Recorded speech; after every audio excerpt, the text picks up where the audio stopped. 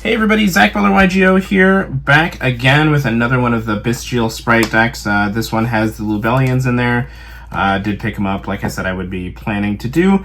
And I just won the Winterbox tournament for my local, which isn't that big of a deal to most people. But I've been on a giant losing streak lately, so it was pretty nice. And we got one of these cool Yugi trophies. This deck was a lot of fun though, and I'd like to show you guys what I played. Minus 3 cards that I was asked to keep off screen by the person who helped me the most with the deck, Melvin Torres. He asked that I just keep a couple cards that we were playing secret until after the WCQ, because he may be playing this deck himself. So, with that in mind, the deck is only going to be 38 cards. I would just replace those 3 cards with other cards you could play, like talents and things like that, and it'd be totally fine. So first up for the Bystials, we have 3 Lubellian, 3 Magnamut, and then 1 each of Druisworm, Baldrake, and Saronir. Saronir I actually want to play more than one of because of the Foolish effect. That came up a lot. Being able to send Regained and then bring it back off of Beast, which I feel like a lot of people know about. But these were also just winning. I was winning a lot of games because they're just big, which was really great. And then 1 of each of the spells as well. Then for the Sprite cards, we have 3 Sprite Blue, 1 Sprite Jet, 1 Red, 1 Carrot, and 1 Starter. This is just the same basic engine that's being played in a lot of different decks right now, and it's nice and compact. They're just there to be level 2 extenders. You try to hold starter until the end, unless your hand is pretty awful, in which case you have to use it right away, but these are really good. And then I actually played Cyber Monsters. I played 3 Cyber Gadget and 1 Sign Up Mining. Cyber Gadget is just a really good normal summon in the deck. Even though you have so many potential normal summons, you also just have a ton of special summons. And one really cool thing is that Cyber Gadget represents a level 2 monster as well. It also represents a Link 1, which is pretty cool. This card really overperformed. There were multiple times where my hand was pretty weak, and then I would either Sign Up Mining, discard a card, and go off from there, or just Cyber Gadget and then summon back a monster and have 2 monsters in the field to keep going. This card is very good. Then I played 3 Tuning and 2 Assault Synchron. Valued having the 3rd Tuning over the 3rd Assault Synchron just because this deck thins. This obviously doesn't.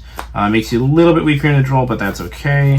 And then 3 Ringo Worm, 1 Shinobi Necro, because we're playing all the Bystials, and 1 Caliga Claw Crow as your Cupid Pitch target. A lot of this is going to be very similar to the deck that I posted before, except that one had adventure cards in it, I think. This one just doesn't have those. It just has more of a stable engine to it. For non-engine, I played 3 Ash and 3 Bell, and like I said, this is a 38 cards right here, so the last 2 cards I would have played are 2 Talents, actually. Those would have been really good, because you are forcing so many hand traps with this deck, and just forcing interaction left and right. Then, for the extra deck, Bystial Dispotter. This card is insane. Being able to be a negation or destruction is great. Being able to continue to use your effects is pretty great, like your summons. And then also being the way that you get to abuse Excel Synchron in this deck with Lubellian is really cool. 1 Chaos Angel, Baron de Fleur, and Changing.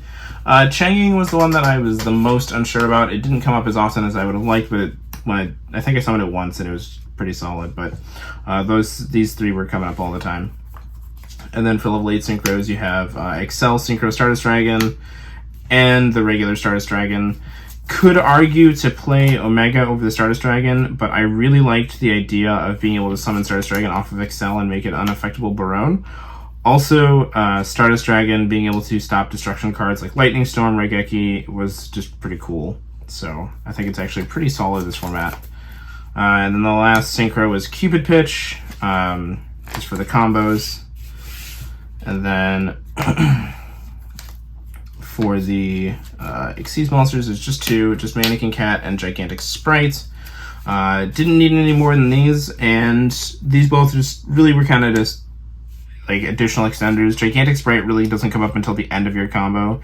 So like if you get to the point where you're using Gigantic, either your hand's so bad that you need this to resolve, or your hand is so good that you don't care, which is pretty awesome. And then Mannequin Cat just put in a ton of work. Round 1 I played against Kashtira, they shifted me, and I just Mannequin Cat brought back their shifter, and then off the Mannequin Cat I summoned a Magnamut, triggered its effect so that way I could search in the end phase, and just kept going. It was really cool. Mannequin Cat's just insane. And then for the Link monsters, I played 1 Lingaribo for the Cyber Gadget, so that way if you draw Cyber Gadget and Sprite monsters and like nothing else, you can just normal summon Cyber Gadget, Link into Lingaribo, and then you get a token, and then you have that level 2 extenders.